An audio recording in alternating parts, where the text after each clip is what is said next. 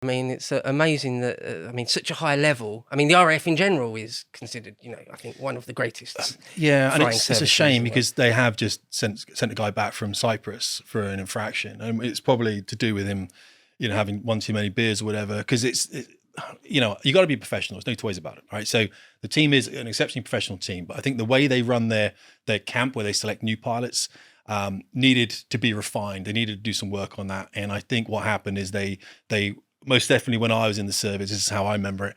The new pilots go out. There's normally about 6 or 7 of them, and the team are just seeing whether the guys can hack it, the guys and girls. So they keep them out late at night, have a few beers, kind of thing. Maybe go down a few bars, and then in the morning they kind of fly them as well to make sure that they work hard, play hard. And I think one of the guys probably got himself in a bit of trouble, and got sent home. So. God, that's interesting because I hear of like a special forces selection, for example, and quite often it's a lot of sort of sleep deprivation. Yeah, that's right. And just pushing you to your physical limit. Yeah, how do you do that for a pilot? Right. Because when you're on flag and stuff like this, when you're on red flag and these big exercises, I did tactical leadership program in Belgium when I came through on the GR4 and the Tornado. It was heavy drinking, and I'm not even. And it's full on because I remember I had a guest on recently on my one called Paul Chamelling, lovely dude, and he had a great line. He said, "Anyone that makes an aircraft carrier without a bar is a psychopath." Because by the time you land on it, you're like just raw nerves. Just give me a beer. But you can't condone that activity anymore. Times have changed now. We're not talking all Chuck Yeager days of having a few beers and climbing into these big jets and going to breaking speed of sound. You've got to be respectful of the machinery you're flying and the people you're working with, and professionalism has to be there. And I would say that it's a very different environment now, it seems, than when I came through. So I think, you how do you push pilots to see whether they can handle it? You like we used to, you throw them at the pub, throw them at the bar, and then you make them fly in the morning. We've all been there. That could have been me that got sent home.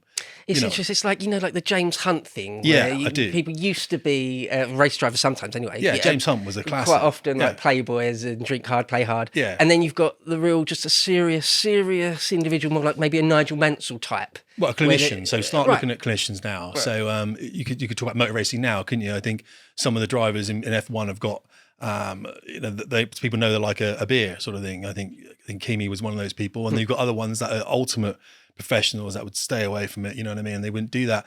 And I think you're right. I think the service is changing a bit more into that latter stage with aircraft like the F-35 coming in. But when I came in, I came obviously through the Navy, and the Navy pilots, the Sea Harrier mates, were known as being gash, and what that meant was they had their sleeves rolled up, and they always had a cigarette on the burn, and they were always in the bar and ditting on flight suits undone, and it was kind of lads culture, and it was in the Navy, and it was a great place to be.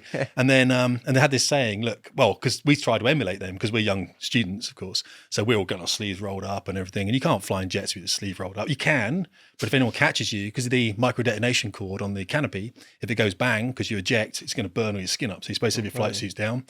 I always have my flight suit up. I used to fly without a visor. I used to take my visor up, which is a silly thing to do because if a bird strike hits your jet, it's going to take out your face. But I felt I couldn't see as well with another piece of plexiglass or whatever in front of my face. So I used to fly without a visor at low level a lot on the Tornado, which is a silly thing to do, but birds used to bounce off that jet. So we used to emulate these guys, and they would say to us, these Sea Harrier pilots, they would say, no, you've got to be good to be gash. Like, be good first. You know what I mean? Right. So be a good pilot first, and then you can take shortcuts. You're allowed. Yeah. And we were like, it's going to be gash. You get the beers in. So, but I want to make clear, it's not a massive. I think the drinking cultures of old have changed. Right. Younger generations don't do it. They don't do it in the same way that we did, and that's a good thing.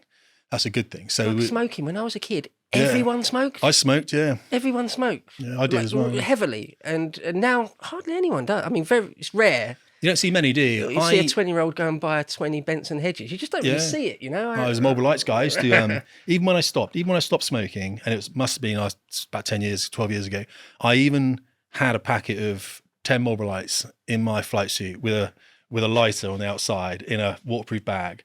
So if I threw a jet away somewhere, being an idiot, I could still get smoke on. And I kept that packet of cigarettes there probably for a couple of years until I got rid of it. Like even if you ditched in the ocean, you could still... I'll be smoking myself. in my little raft. Let's get the smoke on. You know what I mean? Yeah. So just to mention real quick, you mentioned there the Navy. So you're a commissioned officer in the Royal Navy for about 5 years, and then switched over to the RAF for a good 15 odd years. 15 I did, yeah. And the reason I did that, because the Sea Harrier was decommissioned. I was one of the pilots about to go onto it. My air defence wasn't brilliant either. and there were about 7 or 8 guys behind me and a couple in front of me, I think it was. And we were told we just can't take people onto the Sea Harrier anymore because we're going to decommission it. It's going out of service. Right. So is all this you sort guys, of the early 2000s? Is this? Yeah, I think Paul corrected me the other day. I think it was 2005 or something like that. I think it was for the Sea Harrier, and so that was when I was coming out of training, and I was around about 2003, 2004, and I was coming out of training. So the Air Force, the Navy said, you guys are going to have to go and retread and start helicopter training. And we're like, we don't know anything about helicopters. Right. I've been flying jets for 3.5 years in training. I don't know anything about helicopters. So none of us really wanted to do that, but we all wanted to stay in the Navy. That was the thing. Right. And so what we negotiated with the Air Force phoned us all up. In fact, the guy phoning me up is now the head of the Air Force, a guy called Mike Wigston. Sir Mike Wigston, actually. He's a lovely dude. And he phoned me up and said, Tim, it's the appointer for the Air Force. He was the guy that took people into the Air Force. He said, look, you can retread on helicopters, or I'm phoning all your dudes as well, the other pilots, and we're all offering you to come across to the Air Force because you've been trained.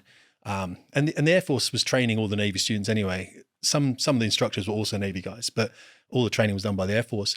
And I didn't really want to go across because you're very proud of your service. And so I had a good chat with him, had a good chat with some guys in the Navy I knew and some guys in the Air Force. And they offered us pretty much anything to fly.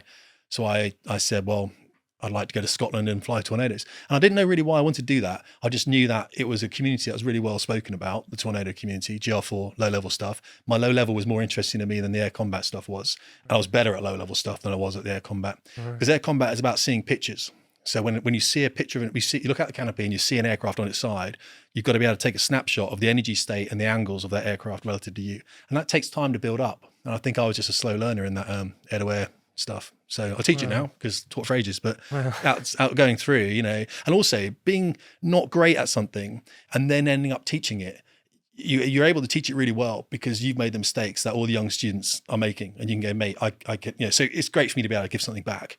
But yeah, I went on to Tornado GR4, had a great career. I think I went on to the best squadron I possibly could have gone on to, full of waifs and strays, and yeah, it was great. It's very specific, some very specific skills. Like, for example, you mentioned there being able to glance at something, take a snapshot in less than a tenth of a second, I think, maybe, and make almost instantaneous, all sorts of calculations almost instantaneously. And that I imagine that's, well, it's a learned skill. No one's born with that, I imagine. And I've heard you talk about how you can glance down at your controls, and you're used to knowing exactly what your eye needs to glance at, or not. And obviously you have to be taught that. But it seems to someone, a normal person like me, someone who's never flown a fast jet, it seems sort of almost incomprehensible when you look inside the cockpit of something like a GR4. Of course, it's complete gobbledygook to me. I wouldn't even know where to begin. But I take it for you, even now. I mean, I remember you saying when you were doing some virtual stuff in the GR4 and you hadn't sat in the real thing for a while. Yeah, I can't remember, a few months or a couple of years or something. No, it was years. Right. Yeah. And you said it more or less just came back. It was because the virtual thing is so realistic to the real thing. Yeah, absolutely. It was just like, oh, this is what you do. It's like riding a bike almost. Or am I exaggerating? No, you're not. No. So me and the big jet now, the GR, they called it the swing wing messenger of death, or the land shark because it had a massive fin at the back and used to. When I got in that under virtual reality, that was a game called X-Plane. I teach on digital combat sim now, but that was me. Just someone asked me to go and fly this GR for YouTube, and I went, I'll give it a go. And I got in there and looked around and went, I know the batteries and the generators are. I've got it. I'll get the left started, whatever. I'll get the right started. And it does come back. There are some bits and pieces, some utils checks I would have missed, utility checks I would have missed, and things like that. And I kind of can skip that because it's a sim, right? And I haven't got a navigator in the back lecturing me somewhere. But yeah, it comes back. And now I was chatting to someone else about this actually the other day, and what did he fly? He said, you said the muscle memory is there still, and that doesn't really go. So he said that you find your hands moving and doing the same things.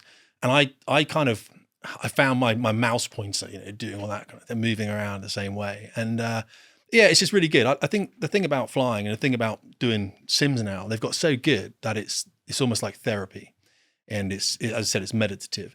And there are checks you need to go through, and that's process, isn't it? And if we're going through process, if we're doing something deliberately in steps, then we are in a kind of almost a flow state, really. We're ticking things off from a checklist. And I think, and that's why when you look around the cockpit and you know where to look, because you're taught an instrument scan, and you're obviously looking for the piece of information you need at that particular time, and you know where it is. So it's not the most complicated thing in the world. It just takes a lot of time. My mum could learn to fly jets if I had 10 years to teach her, you know what I mean? Right. I haven't got 10 years teaching mum, you know what I mean? That was the term I was looking for, like your instrument scan. Yeah. So I remember asking you once about one of those 1960s crazy, like a U2 type, or one of those, and you said it's one of the craziest instrument scans you've ever seen. SR-71, wasn't it? Yes, that's it. And You said that's one of the hardest scans I've who ever would seen. fly that? Exactly. It's like your eyes are going to be doing. But again, if you spoke to an SR-71 guy or girl, what they would say is right, this is how I do it. Okay, so this is my priority. This is my primary instrument. It's probably the attitude indicator. So that really, for the SR-71, he'd probably say, or she'd say, is the real key one. Right. Now, other things come into play depending on what part of flight I'm at. Am I taking off? Am I landing? Am I in the cruise? Right. Things are more important. Like I don't need to touch my gear, my flaps, or any of those things if I'm in the cruise. I don't care about that kind of stuff. But on landing, I do. So my hand will be over there. I've got speeds taken into account. There's a limit operator indication. So what's the limit of it? Now I've got to operate it. Now have I got an indication that the service has been selected? So I know it's been selected, or it's down, it's doing what it does. So yeah, there's all these things. And you remember a lot of it, this is why the bar was so good, was finish your flying day, you go to the bar, get 19 points just starting. You get your beer in or whatever, and you chat about your flights with all your buddies. And some of them would fail trips. Someone had done really, really well as well, and they want to talk about that. And why not listen to a dude or dudette that's done well flying? Listen to that person. They've done well. I want to listen to you. Tell me how you did it. Because you're only 3 trips away from failing, and then you're chucked out. So you don't want those 3 trips. What's that term when if you bugger up this one flight, you're done? Yeah, you're chopped. Chopped. You said you had a couple of those yourself. Chop rides, yeah, right. Yeah. And to be fair, and you've done the other side of it. Yeah, right, I've given chop rides to people, and it's not a nice feeling, but I was always privileged to be able to give a chop ride to a student that was struggling because I'd be in that position myself. And a lot of students, when their flying career is terminated, they get quite emotional. And men and women, by the way. Now, women get more emotional than men. It just so happens. Men, I've had men cry on me, loads of times. If it's your childhood dream. Yeah, absolutely, 100%. But you do have an obligation to their parent not to kill their son or daughter. Right, yeah, sure.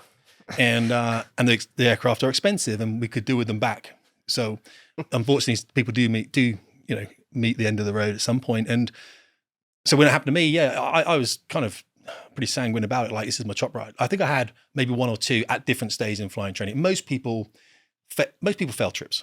You fail trips because you have a bad day. You fly with a dude you don't get on with, or a girl or whatever, and and sometimes you don't know what you're supposed to do. There was a great instructor I had. I was her first student, and she was called Kirsty Murphy. She had a maiden name before Kirsty Stewart. I was her first student. She was a creamie, so she was a student that had been taken off to not go forward in the flying, but to be an instructor. So to stay in and the good students, we can do that. A good student, they hate it, by the way. And then what they try to do at the end, if we're looking at a student to be a creamy instructor, take him off, most of those students will start failing trips intentionally so they can go to the front line. Oh, really? Yeah, because they don't want to stay at Valley and instruct. Kirsty, I was her first student. And one thing, Kirsty, she gave me some great advice. She said, look, think about, and this is what I use in my school now, think about what you've got to do to fail this trip, right? Because if you work out how to fail the trip and you don't do those things, by definition, you're not going to fail. Right? So it was like, okay. I said, so what do you mean? You've got a whiteboard out? And she's like, right. So let's say you don't make your ejection seat live and I've got to prompt you for it. It's a safety hazard, right? Yeah, okay. So make sure I do that, And there was other, things like that. So radio calls in the correct place. What is the sort of what we're doing? Checks that I've got to do in the climb. So if you work out, what might get you, safety normally fails you sort of if you're unsafe for some reason. And there's many ways you can be unsafe. Not intentionally. It's just by accident you can be unsafe because you're learning. So I learned a lot from her doing that. But so if I had to do a chop ride with a student, I'd walk back in with them and I'd tell them as we're walking back in, I'd say, look, we're just not going to take this any further. All right. And normally they'd be upset. But the reason they're upset was because it was a relief that journey had ended. Like they haven't got to do that anymore. Yeah, one guy actually turned around to me and said, are you sure I don't have to do this anymore? Right. And I'm like, dude, let me find you something else to fly. Let me get you something else to fly. And I actually got my phone out there before we actually got back in the building. I got my phone up there. I said, what are you interested in? He says, I'm interested in rotary, so helicopters. I give my dude a call. I phone my dude. Have you got any slots going on? He said, let me have a check for you. I'll get back to you. He got back to me in 10 minutes and he had some slots so I could put that guy directly into the rotary program. Right. It obviously went through a board because a board is convened at station commander level and they talk about the dude, skill sets, can we put him back in? Because sometimes you fail, and what you're failing for is maybe an inability to retain information or something. I don't know. So cognitive impairment, and maybe you can't place them back into aviation as a pilot, or maybe you can put them in as, maybe they can, they might make a great weapons officer or navigator, which is the same thing. The terms change. They might want to go and do drone work in the States, flying Predator, something like that. So there's other, they get a choice. We always try and give guys and girls a choice. To watch the full video, please become a premium member at lotuseaters.com.